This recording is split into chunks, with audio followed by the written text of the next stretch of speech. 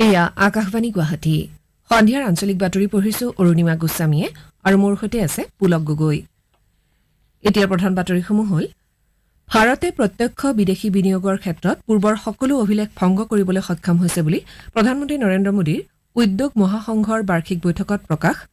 অহা ৫ বছৰত অসমৰ প্ৰতিগৰাকী বিধায়কক সমষ্টি উন্নয়নৰ বাবে ১০০ পৰা ৩০০ কোটি টকা আদায় দিয়া হ'ব বুলি মুখ্যমন্ত্ৰীৰ সদনত মন্তব্য। লোকসভাৰ কাৰ্যক্ৰমণিকা অনিৰ্দিষ্ট কাললৈ স্থগিত। বি টি আৰৰ দৰিদ্ৰ সীমাৰেখাৰ তলত বাস কৰা লোকসকলৰ উন্নয়নৰ প্ৰতি লক্ষ্য ৰাখি বি টি আৰ প্ৰধানৰ বিশেষ ব্যৱস্থা গ্ৰহণ। পৰিষদৰ কাৰ্যবাহী সদস্যসকলক নিজৰ সমষ্টিৰ ৩ৰ পৰা ৫টাকৈ দৰিদ্ৰ পৰিয়ালক সাক্ষাৎ কৰিবলৈ নিৰ্দেশ। আৰু টকিঅ' অলিম্পিকত ব্ৰঞ্জৰ পদক লাভ কৰা প্ৰথমগৰাকী অসমীয়া লাভলীনা বৰগোহাঁইৰ কাইলৈ অসম আগমন। চৰকাৰী চিটা প্ৰদান কেন্দ্ৰসমূহত ১৮ বছৰ ঊৰ্ধৰ সকলো লোকৰ বাবে বিনামূলীয়াকৈ কোভিড-19 প্ৰতিষেধক প্ৰদান অভিযান অব্যাহত থকাৰ পৰিপ্ৰেক্ষিতত আমি শ্ৰোতাসকলক প্ৰতিষেধক গ্ৰহণ কৰিবলৈ আহ্বান জনাইছো। শ্ৰোতাসকলক সকলো নীতি নিয়ম পালন কৰাৰ লগতে সাৱধানতাসমূহ মানি চলিবলৈও আমি অনুৰোধ জনাইছো। মাস্ক পৰিধান কৰক, ২ গজ দূৰত্ব বৰ্তাই ৰাখক, হাত আৰু মুখৰ পৰিষ্কাৰ পৰিচ্ছন্নতাত গুৰুত্ব দিয়ক আৰু প্ৰতিষেধক গ্ৰহণ কৰক। কোভিড সংক্ৰান্তীয় যিকোনো তথ্য আৰু পৰামৰ্শৰ বাবে আপোনালোকে ৰাষ্ট্ৰীয় হেল্পলাইন নম্বৰ 011-2397-8046 অথবা 1075 আৰু ৰাজ্যিক হেল্পলাইন নম্বৰ 104ত ফোন কৰিব পাৰিব। প্ৰথমে আজাদী কা অমৃত মহোৎসৱ উপলক্ষে আয়োজন কৰা কুইজ প্ৰতিযোগিতাৰ আজিৰ প্ৰশ্নটো শ্ৰোতাসকললৈ আগবঢ়াইছো। প্ৰশ্নটো হ'ল পদ্মভূষণ বঁটা লাভ কৰা প্ৰথম আৰু বৰ্তমানলৈ একমাত্ৰ অসমীয়া মহিলাগৰাকী কোন? প্ৰশ্নটো পুনৰ কৈছো, পদ্মভূষণ বঁটা লাভ কৰা প্ৰথম আৰু বৰ্তমানলৈ একমাত্ৰ অসমীয়া মহিলাগৰাকী কোন? শ্ৰোতাসকলে আজি নিশা ৮ বজাৰ পূৰ্বে SMS বা হোৱাটছআপ যোগে উত্তৰটো ৯৭১৬৮0969 নম্বৰলৈ পঠিয়াব পাৰিব। ফোন নম্বৰটো আকৌ কৈছো ৯৭১৬৮0969। এতিয়া শুনক বিতং বাতৰি। দেশৰ স্বাধীনতাৰ সৈতে সংগতি ৰাখি আয়োজন কৰা আজাদী কা অমৃত মহোৎসৱ উদযাপনৰ সময়ত দেশৰ নেতৃস্থানীয় উদ্যোগীসকলে আত্মনিৰ্ভৰ ভাৰত গঢ়াৰ দায়িত্ব ল'ব লাগিব বুলি প্ৰধানমন্ত্ৰী নৰেন্দ্ৰ মোদীয়ে উদ্যোগ মহাসংঘৰ বাৰ্ষিক বৈঠকত প্ৰকাশ কৰিছে। ভিডিঅ' কনফাৰেন্সিং যোগে অনুষ্ঠিত বৈঠকত প্ৰধানমন্ত্ৰীগৰাকীয়ে কয় যে কোভিড মহামাৰীৰ সময়ত অত্যাৱশ্যকীয় সকলো সামগ্ৰী যেনে মাস্ক, PPE কিট, ভেণ্টিলেটৰ আদি সকলো উদ্যোগসমূহে যোগান ধৰিছে। ভাৰতীয় উদ্যোগসমূহৰ সন্মুখত এই সময়ত ন সুযোগ উন্মোচিত হৈছে বুলিও তেওঁ কয়। প্ৰধানমন্ত্ৰীয়ে কয় যে আজিৰ নতুন ভাৰত নতুন পৃথিৱীৰ সৈতে ফেৰ মাৰিব পৰাকৈ সমৰ্থ হৈ উঠিছে। ভাৰতে প্ৰত্যক্ষ বিদেশী বিনিয়োগৰ ক্ষেত্ৰত পূৰ্বৰ সকলো অভিলেখ ভংগ কৰিবলৈ সক্ষম হৈছে বুলিও প্ৰধানমন্ত্ৰীয়ে উল্লেখ কৰে। ভাৰতৰ জনসাধাৰণ এতিয়া স্থানীয় সামগ্ৰী ব্যৱহাৰ কৰিবলৈ আগ্ৰহী হৈ উঠিছে আৰু ইয়ে আত্মনিৰ্ভৰ ভাৰত গঢ়াত গুৰুত্বপূৰ্ণ ভূমিকা গ্ৰহণ কৰিব বুলিও প্ৰধানমন্ত্ৰী মোদীয়ে আশা প্ৰকাশ কৰে। মুখ্যমন্ত্ৰী ডঃ হিমন্ত বিশ্ব শৰ্মাৰ অধ্যক্ষতাত মুখ্যমন্ত্ৰীৰ কাৰ্যালয়ত মন্ত্ৰীসভাৰ সাপ্তাহিক বৈঠক অব্যাহত আছে। ইপিনে খন্তেক সময় পাছতে ৰাজ্যিক বিজেপিৰ মুখ্য কাৰ্যালয়ত সকলো মন্ত্ৰী বিধায়কৰ উপস্থিতিত এখন গুৰুত্বপূৰ্ণ বৈঠক অনুষ্ঠিত হ'ব। অসম বিধানসভাত আজি পৰিপূৰক মঞ্জুৰিৰ বাবে উত্থাপিত দাবীসমূহৰ সপক্ষে আৰু বিপক্ষে আলোচনা অনুষ্ঠিত হয়। পৰিপূৰক দাবী মঞ্জুৰিৰ ভিতৰৰ ৬৫ নম্বৰ মঞ্জুৰী শিতানত লোক নিৰ্মাণ বিভাগে ২০০০ লাখ টকাৰ পৰিপূৰক মঞ্জুৰি বিচাৰিছিল। বিভাগটোৰ দায়িত্বত থকা মুখ্যমন্ত্ৰীৰ হৈ সংসদীয় পৰিক্ৰমা মন্ত্ৰী পীযুষ হাজৰিকাই এই মঞ্জুৰিৰ দাবী উত্থাপন কৰে। ইয়াৰ বিপৰীতে কংগ্ৰেছ আৰু AIUDFে সুকীয়াকৈ কৰ্তন প্ৰস্তাৱ উত্থাপন কৰে। কংগ্ৰেছৰ বিধায়ক ভাস্কৰজ্যোতি বৰুৱাই লোক নিৰ্মাণ বিভাগৰ নিবিদা আহ্বান পদ্ধতিৰ পৰিৱৰ্তন বিচৰাৰ লগতে বিভাগটো ঠিকাদাৰ সৰ্বোচ্চ বিভাগত পৰিণত হোৱা বুলি অভিযোগ তোলে। শাসক দলৰ বিধায়ক নৱদলে কৰ্তন প্ৰস্তাৱৰ বিৰোধিতা কৰি যোৱা ৫ বছৰত আৰু এই চৰকাৰৰ ৩-মহীয়া কাৰ্যকালত লোক নিৰ্মাণ বিভাগে উল্লেখনীয় কাম কৰিছে বুলি মত প্ৰকাশ কৰে। অসম গণ পৰিষদৰ পৃথ্বীৰাজ ৰাভাই কৰ্তন প্ৰস্তাৱৰ বিৰোধিতা কৰি যোৱা ৩টা মাহত এইখন চৰকাৰৰ কামৰ অগ্ৰগতিত সন্তোষ প্ৰকাশ কৰে। আন কেইবাগৰাকীও বিৰোধী দলৰ বিধায়কে লোক নিৰ্মাণ বিভাগৰ কাম কাজত অসন্তুষ্টি প্ৰকাশ কৰি বক্তব্য ৰাখে। শাসক দলৰ বিধায়ক তেৰছ গোৱালাই কৰ্তন প্ৰস্তাৱৰ বিৰোধিতা কৰি ২০১৬ চনৰ পৰা অসমত পথ নিৰ্মাণৰ ক্ষেত্ৰত নৱজাগৰণৰ সূচনা হৈছে বুলি মত প্ৰকাশ কৰে। ইপিনে নিৰ্দলীয় বিধায়ক অখিল গগৈয়ে কৰ্তন প্ৰস্তাৱৰ সমৰ্থনত লোক নিৰ্মাণ বিভাগৰ কাৰ্যালয়ত একোখনকৈ ৰোডমেপ সন্নিৱিষ্ট কৰাৰ পৰামৰ্শ দিয়ে। তেওঁ লগতে ৰাজ্যখনৰ টোলগেটসমূহ ৰাষ্ট্ৰীয় পথসমূহৰ নিৰ্মাণ সম্পূৰ্ণ নোহোৱা পৰ্যন্ত বন্ধ ৰাখিবলৈও আহ্বান জনায়। বিধায়কগৰাকীয়ে লোক নিৰ্মাণ বিভাগৰ সংশ্লিষ্ট বিষয়াক ২% কমিছন দিব লাগে বুলি উত্থাপন কৰা অভিযোগৰ শাসক দলৰ বিধায়কসকলে তীব্ৰ বিৰোধিতা কৰে। উপাধ্যক্ষ ডঃ নুমল মমিনে প্ৰমাণ অবিহনে এনে অভিযোগ উত্থাপন নকৰিবলৈ বিধায়কগৰাকীক আহ্বান জনায়। শাসক বিৰোধীৰ বক্তব্যৰ উত্তৰত মুখ্যমন্ত্ৰীয়ে লোক নিৰ্মাণ বিভাগে ইতিমধ্যে যুগুত কৰা কেইবাখনো আঁচনিৰ বিষয়ে প্ৰকাশ কৰে। অসম মালা আঁচনিৰ অধীনত নতুনকৈ হ'বলগীয়া পথ আৰু দলঙৰ বিষয়ে জানিবলৈ দি মুখ্যমন্ত্ৰীয়ে কয় যে কাজিৰঙা ৰাজপথৰ ৩৫ কিলোমিটাৰ জোৰাকৈ এখন ফ্লাইঅভাৰ নিৰ্মাণ হ'ব। এই সন্দৰ্ভত কেন্দ্ৰীয় মন্ত্ৰী নীতিন গাডকাৰীৰ সৈতে শাসক বিৰোধী উভয় পক্ষই আলোচনাত মিলিত হৈছে বুলিও মুখ্যমন্ত্ৰীয়ে জানিবলৈ দিয়ে। তেওঁ কয় যে যোৱা ৫টা বছৰত লোক নিৰ্মাণ বিভাগে গুৱাহাটী মহানগৰীৰ ৰূপ সলনি কৰিছে। মাত্ৰ ৩টা বছৰতে 10খন উৰণীয়া সেতু নিৰ্মাণ কৰি উলিওৱা হৈছে বুলিও ড শৰ্মাই প্ৰকাশ কৰে। অহা 5 বছৰত অসমৰ প্ৰতিগৰাকী বিধায়কক সমষ্টি উন্নয়নৰ বাবে 100 পৰা 300 কোটি টকা আদায় দিয়া হ'ব বুলিও মুখ্যমন্ত্ৰীয়ে সদনত প্ৰকাশ কৰে। অসম বিধানসভাত আজি কেইবাখনো বিধেয়ক গৃহীত হয়। সদনৰ অনুমতি সাপেক্ষে বিত্তমন্ত্ৰী অজন্তা নেওগে আজি অসম বিনিয়োজন 2 নম্বৰ বিধেয়ক 2021 উত্থাপন কৰে। নগৰ উন্নয়ন মন্ত্ৰী অশোক সিংহালে অসম পৌৰ নিকায় দ্বিতীয় সংশোধনী বিধেয়ক 2021 আৰু মুখ্যমন্ত্ৰী ড হিমন্ত বিশ্ব শৰ্মাই বংগ আগ্ৰা অসম জন আদালত সংশোধনী বিধেয়ক 2021 আৰু শিক্ষামন্ত্ৰী ড ৰণোজ পেগুৱে অসম মহিলা বিশ্ববিদ্যালয় সংশোধনী বিধেয়ক উত্থাপন কৰে। সদনে আলোচনাৰ অন্তত আটাইকেইখন বিধেয়ক গৃহীত কৰে। অসম চুক্তিৰ সৈতে খিলঞ্জীয়া শব্দটো জড়িত নকৰিলেও অসমৰ খিলঞ্জীয়া লোকসকলৰ স্থিতি একেই থাকিব বুলি আজি বিধানসভাত ৰাজ্য চৰকাৰে প্ৰকাশ কৰিছে। অসম চুক্তি সন্দৰ্ভত কংগ্ৰেছৰ বিধায়ক কমলাক্ষ দেৱ পুৰকায়স্থই উত্থাপন কৰা এলানি প্ৰশ্নৰ উত্তৰত স্বাস্থ্যমন্ত্ৰী কেশৱ মহন্তই এই মন্তব্য কৰে। অসম চুক্তিৰ ৰূপায়ণ মন্ত্ৰী অতুল বৰাৰ অনুপস্থিতিত মন্ত্ৰীগৰাকীয়ে এই বিষয়ে কয় যে আজি পৰ্যন্ত বিধানসভাই অসমীয়াৰ সংজ্ঞা উদ্ভাৱন কৰিবলৈ সমৰ্থ নহল। বিধানসভাৰ প্ৰাক্তন অধ্যক্ষ প্ৰয়াত প্ৰণৱ গগৈয়ে ৰাজ্যৰ 53টা সংগঠনৰ সৈতে আলোচনাৰ পাছত এই ক্ষেত্ৰত অগ্ৰসৰ হৈছিল যদিও তেতিয়াৰ শাসক পক্ষৰ বিৰোধিতাৰ বাবে অসমীয়াৰ সংজ্ঞা স্থিৰ নহল। মন্ত্ৰীগৰাকীয়ে আন এটা প্ৰশ্নৰ উত্তৰত কয় যে অসম চুক্তিখন এখন বৈধ ত্ৰিপাক্ষিক চুক্তি। এই চুক্তিৰ 6 নম্বৰ দফাত খিলঞ্জীয়া শব্দৰ উল্লেখ আছে নে নাই বুলি বিৰোধী পক্ষৰ বিধায়কগৰাকীয়ে প্ৰশ্ন কৰে। ইয়াৰ উত্তৰত মন্ত্ৰী শ্ৰী মহন্তই কয় যে এই চুক্তি ৰূপায়ণৰ বাবে পৰামৰ্শ আগবঢ়াবলৈ কেন্দ্ৰীয় চৰকাৰে গঠন কৰা উচ্চ ক্ষমতাসম্পন্ন সমিতিয়ে এতিয়ালৈ প্ৰতিবেদন প্ৰকাশ কৰা নাই আৰু সেই হেতুকে এই সন্দৰ্ভত কোনো বিষয় প্ৰকাশ কৰিব পৰা হোৱা নাই বুলিও মন্ত্ৰীগৰাকীয়ে স্পষ্ট কৰি দিয়ে। অহা বছৰৰ পৰা কামৰূপ জিলাৰ চাংচাৰীৰ এইমছৰ চিকিৎসা সেৱা আৰম্ভ হ'ব। আজি এইমছ নিৰ্মাণস্থলীৰ কাম কাজ পৰিদৰ্শন কৰি ৰাজ্যৰ স্বাস্থ্যমন্ত্ৰী কেশৱ মহন্তই এই কথা প্ৰকাশ কৰে। ইতিমধ্যে চিকিৎসা প্ৰতিষ্ঠানখনৰ আয়ুষ ভৱনৰ লগতে বহিঃবিভাগৰ সেৱা, হোষ্টেল, প্ৰশাসনিক গৃহ, অতিথিশালাৰ ভৱন আদিৰ কাম প্ৰায় সম্পূৰ্ণ হৈ উঠিছে। অসমত সম্প্ৰতি খানাপাৰা, নগাঁও, বোকাখাত, লাহোৱাল, লখিমপুৰ আৰু মঞ্জাকে ধৰি 8টা দুগ্ধ প্ৰকল্প কাৰ্যক্ষম হৈ আছে। এই প্ৰকল্পসমূহৰ 3টাত 2000 লিটাৰকৈ আৰু 5টাত 5000 লিটাৰকৈ গাখীৰ সংগ্ৰহ কৰা হয়।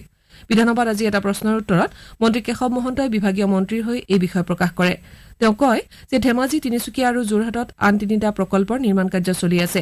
নগাঁৱৰ বেবেজিয়াত থকা দুগ্ধ প্ৰসংস্কৰণ প্ৰকল্পটো শীঘ্ৰে কাৰ্যক্ষম হৈ উঠিব বুলিও মন্ত্ৰীগৰাকীয়ে জানিবলৈ দিয়ে। লোকসভাৰ কাৰ্যক্ৰমণিকা অনিৰ্দিষ্ট কাললৈ স্থগিত ৰখা হৈছে। সংসদৰ এইবাৰৰ অধিৱেশনত আশা অনুযায়ী সদনৰ কাম কাজ অনুষ্ঠিত নোহোৱাৰ বাবে লোকসভাৰ অধ্যক্ষ ওম বিৰলাই অসন্তুষ্টি ব্যক্ত কৰিছে।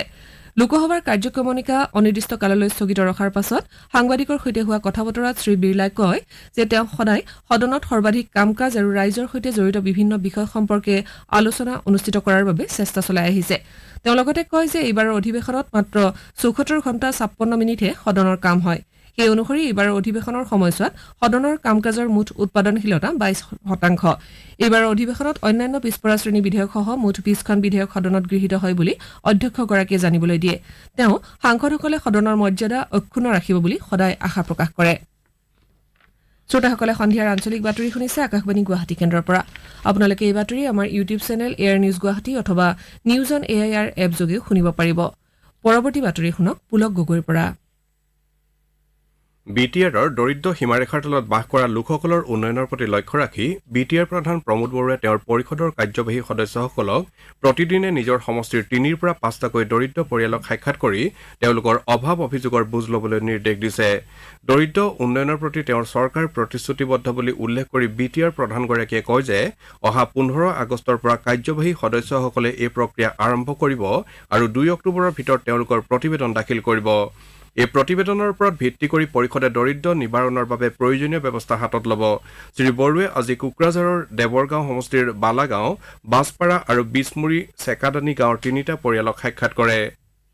আজাদী কা অমৃত মহোৎসৱৰ অংশ হিচাপে ফিট ইণ্ডিয়া ফ্ৰীডম ৰানৰ আয়োজন কৰা হৈছে কেন্দ্ৰীয় যুৱ পৰিক্ৰমা আৰু ক্ৰীড়া মন্ত্ৰী অনুৰাগ ঠাকুৰে অহা শুকুৰবাৰে এই দৌৰৰ দ্বিতীয় পৰ্যায়ৰ শুভাৰম্ভ কৰিব যুৱ পৰিক্ৰমা আৰু খেল ৰাজ্যমন্ত্ৰী নিশ্চিত প্ৰামাণিকো এই অনুষ্ঠানত উপস্থিত থাকিব সীমান্ত সুৰক্ষা বাহিনী কেন্দ্ৰীয় ঔদ্যোগিক সুৰক্ষা বাহিনী কেন্দ্ৰীয় সংৰক্ষিত আৰক্ষী বাহিনী ৰেলৱে নেহৰু যুৱ কেন্দ্ৰ সংগঠন ভাৰত তিব্বত সীমান্ত আৰক্ষী ৰাষ্ট্ৰীয় সুৰক্ষা বাহিনী সশস্ত্ৰ সীমাবলৰ লেখীয়া সংগঠনে দেশৰ ভিন ভিন প্ৰান্তৰ পৰা ভাৰ্চুৱেল ব্যৱস্থাৰে এই অনুষ্ঠানত অংশগ্ৰহণ কৰিব অসমৰ ৩৪খন জিলাত নেহৰু যুৱ কেন্দ্ৰ সংগঠনে এই দৌৰৰ আয়োজন কৰিছে দেশৰ ৭৫ সংখ্যক স্বাধীনতা দিৱস উপলক্ষে আয়োজন কৰা স্বাধীনতাৰ অমৃত মহোৎসৱৰ অংশৰূপে আজি চিৰাং জিলাত লোক নিৰ্মাণ বিভাগৰ উদ্যোগত কাজলগাঁওস্থিত জিলা কেন্দ্ৰৰ সভাকক্ষত গ্ৰামীণ যোগাযোগ ব্যৱস্থাত প্ৰধানমন্ত্ৰী গ্ৰাম চড়ক যোজনাৰ ভূমিকা শীৰ্ষক এখন আলোচনা অনুষ্ঠিত হয় উপায়ুক্ত নৰেন্দ্ৰ কুমাৰ চাহৰ উপস্থিতিত এই সভাত বিভাগৰ কাৰ্যবাহী অভিযন্তা অৱনী শৰ্মাই জিলাখনত ৰূপায়ণ হৈ থকা প্ৰধানমন্ত্ৰী গ্ৰাম চড়ক যোজনাৰ কাম কাজৰ অগ্ৰগতি সম্পৰ্কে ৰাইজক অৱগত কৰে তেওঁ কয় যে এই আঁচনিৰ জৰিয়তে ২৩০খন গাঁও সংযোগ হৈছে আৰু ৩৮খন গাঁও উপকৃত হৈছে আঁচনিৰ প্ৰথম পৰ্যায়ত ৫৩১ কিলোমিটাৰ পথ ৪৫খন দলং দ্বিতীয় পৰ্যায়ত ৪২ কিলোমিটাৰ আৰু তৃতীয় পৰ্যায়ত ৩৩ কিলোমিটাৰ গ্ৰাম্য পথ নিৰ্মাণৰ কাম চলি আছে জিলা উপায়ুক্তগৰাকীয়ে কয় যে পথ নিৰ্মাণত নতুন প্ৰযুক্তি ব্যৱহাৰ আৰু ন উদ্ভাৱনী কৌশলত গুৰুত্ব আৰোপ কৰাৰ প্ৰয়োজন আছে নতুন প্ৰযুক্তিয়ে যোগাযোগ ব্যৱস্থাৰ পৰৱৰ্তী সময়ত বৈপ্লৱিক পৰিৱৰ্তন আনিব বুলি উপায়ুক্তগৰাকীয়ে আশা ব্যক্ত কৰাৰ লগতে জিলাখনত এই আঁচনিৰ অধীনত লাভ কৰা সফলতাৰ বাবে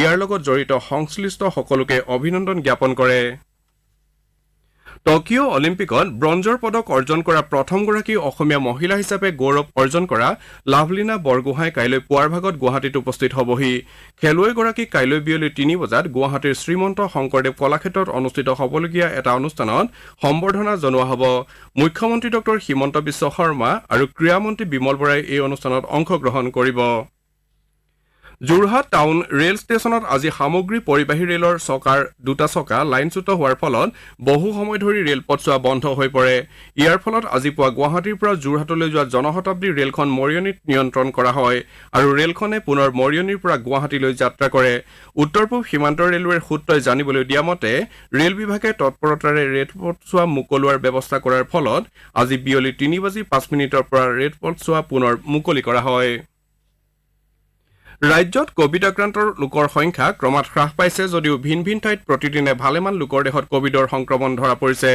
গোলাঘাট জিলাত আজি ৪৯জন লোকৰ শৰীৰত কোভিডৰ উপস্থিতি ধৰা পৰে ইয়াকে ধৰি জিলাখনত বৰ্তমান কোভিড আক্ৰান্তৰ সংখ্যা ৩৩৯ হৈছে জিলাখনত আজি ৭১জন লোকে আৰোগ্য লাভ কৰাত চিকিৎসালয়ৰ পৰা অব্যাহতি দিয়া হৈছে ইফালে তিনিচুকীয়া জিলাত আজি ২০৪২টা নমুনা পৰীক্ষা কৰাৰ অন্তত ২৬জন লোকৰ শৰীৰত কোভিডৰ উপস্থিতি ধৰা পৰে নগাঁও জিলাত আজি ৩১জন লোক নতুনকৈ আক্ৰান্ত হয় ইয়াকে ধৰি জিলাখনত বৰ্তমান কোভিড আক্ৰান্তৰ সংখ্যা ৪৬২ হৈছে অসম পশুধন নিগমৰ সহযোগত আৰু গুৱাহাটী বি বৰুৱা কৰ্কট প্ৰতিষ্ঠানৰ উদ্যোগত আজি চিকিৎসালয়খনৰ ৰোগী আৰু আত্মীয়সকলৰ মাজত পশুপালন সম্পৰ্কীয় প্ৰশিক্ষণ প্ৰদান কৰা হয় ৰোগীসকলৰ মানসিক চাপ আৰু শংকা হ্ৰাস কৰি ব্যস্ততাপূৰ্ণ পৰিৱেশ গঢ়ি তোলাৰ বাবে এই ইতিবাচক পদক্ষেপ লোৱা হৈছে এই কাৰ্যসূচীত অসম পশুধন নিগমৰ অধ্যক্ষ মনোজ শইকীয়াৰ লগতে প্ৰতিষ্ঠানটোৰ সঞ্চালক ডাঃ অমল চন্দ্ৰ কটকীকে ধৰি অন্যান্য প্ৰশাসনীয় বিষয়াসকল উপস্থিত থাকে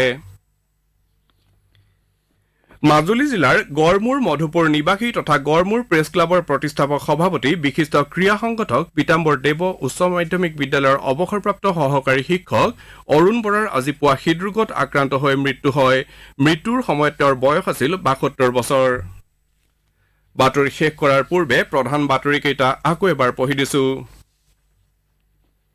ভাৰতে প্ৰত্যক্ষ বিদেশী বিনিয়োগৰ ক্ষেত্ৰত পূৰ্বৰ সকলো অভিলেখ ভংগ কৰিবলৈ সক্ষম হৈছে বুলি প্ৰধানমন্ত্ৰী নৰেন্দ্ৰ মোদীৰ উদ্যোগ মহাসংঘৰ বাৰ্ষিক বৈঠকত প্ৰকাশ অহা ৫ বছৰত অসমৰ প্ৰতিগৰাকী বিধায়কক সমষ্টি উন্নয়নৰ বাবে ১০০ৰ পৰা ৩০০ কোটি টকা আদায় দিয়া হ'ব বুলি মুখ্যমন্ত্ৰীৰ সদনত মন্তব্য লোকসভাৰ কাৰ্যক্ৰমণিকা অনিৰ্দিষ্ট কাললৈ স্থগিত বিটিআৰৰ দৰিদ্ৰ সীমাৰেখাৰ তলত বাস কৰা লোকসকলৰ উন্নয়নৰ প্ৰতি লক্ষ্য ৰাখি বিটিআৰ প্ৰধানৰ বিশেষ ব্যৱস্থা গ্ৰহণ পৰিষদৰ কাৰ্যবাহী সদস্যসকলক নিজৰ সমষ্টিৰ ৩ৰ পৰা ৫টাকৈ দৰিদ্ৰ পৰিয়ালক সাক্ষাৎ কৰিবলৈ নিৰ্দেশ আৰু টকিঅ' অলিম্পিকত ব্ৰঞ্জৰ পদক লাভ কৰা প্ৰথমগৰাকী অসমীয়া লাভলীনা বৰগোহাঁইৰ কাইলৈ অসম আগমন আমাৰ আজিৰ সন্ধিয়াৰ আঞ্চলিক বাতৰি ইমানতে শেষ হ'ল।